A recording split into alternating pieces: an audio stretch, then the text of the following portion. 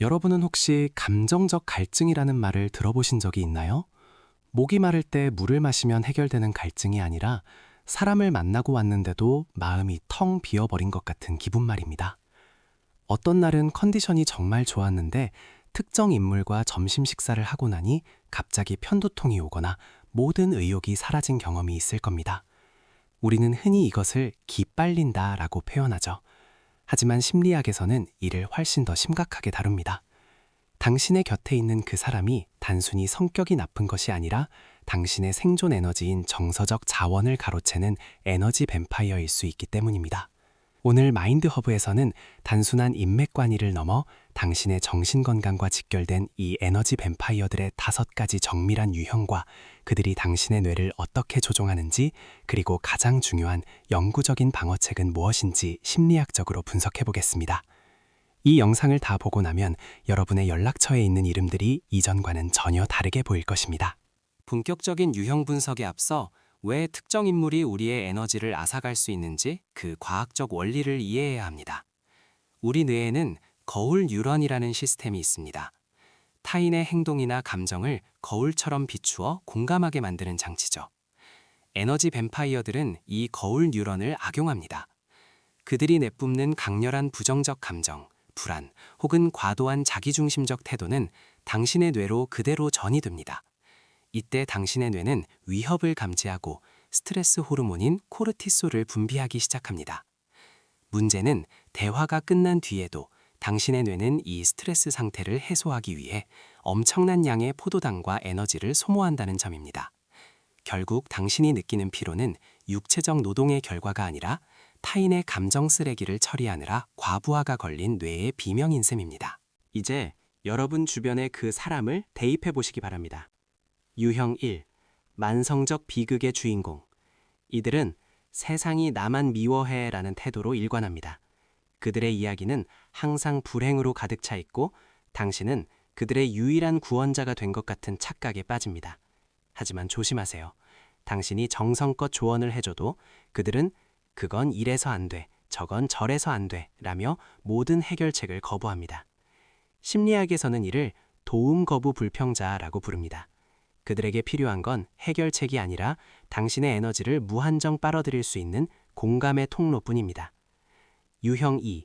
교묘한 통제자. 이들은 아주 부드러운 목소리로 당신을 조종합니다. 너를 위해서 하는 말인데, 혹은 내가 아니면 누가 너한테 이런 말을 해주겠니? 라는 식으로 시작하죠. 그들은 당신의 자존감을 서서히 깎아내려 자신에게 의존하게 만듭니다.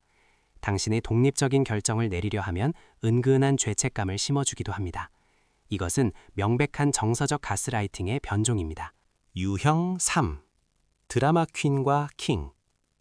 이들의 삶은 한편의 막장 드라마 같습니다. 주변에 항상 사건 사고가 끊이지 않으며 사소한 일을 국가 비상사태처럼 부풀립니다. 그들은 당신을 자신의 드라마의 조연으로 출연시킵니다. 이들과 함께 있으면 당신의 아드레날린 수치는 비정상적으로 치솟고 대화가 끝날 때쯤이면 극도의 정신적 탈진 상태에 이르게 됩니다. 유형 4. 나르시시스트적 대화 강탈자. 어떤 주제로 대화를 시작해도 결국 결론은 그들의 이야기로 끝납니다.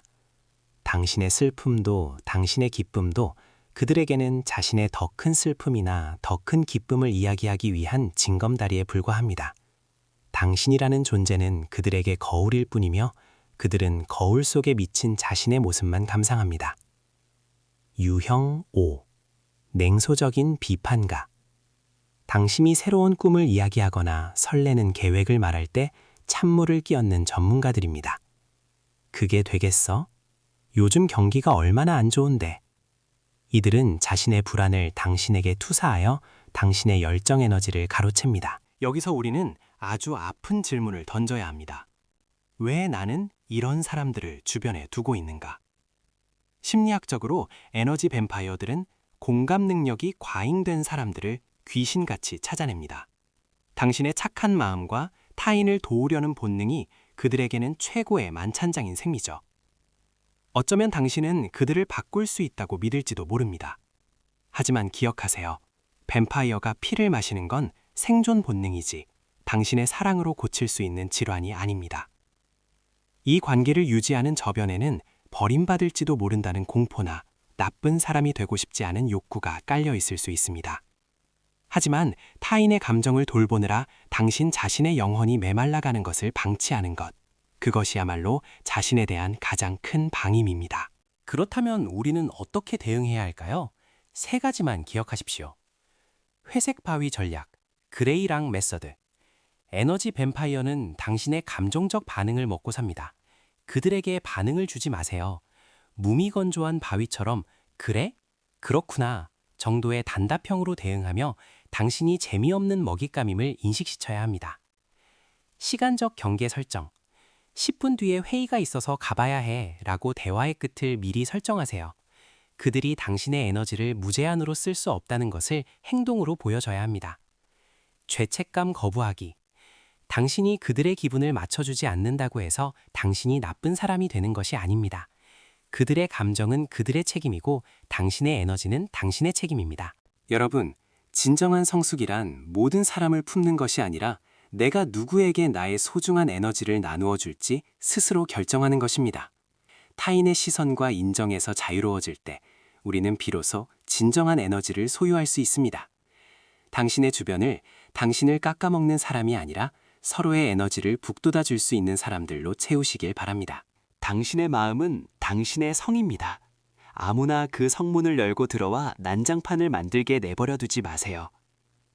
오늘의 통찰이 여러분의 인간관계를 정화하는 시작점이 되었길 바랍니다. 내용이 유익했다면 구독과 좋아요로 여러분의 선한 에너지를 나누어 주세요. 지금까지 마인드 허브였습니다. 당신의 오늘이 평온하길 바랍니다. 감사합니다.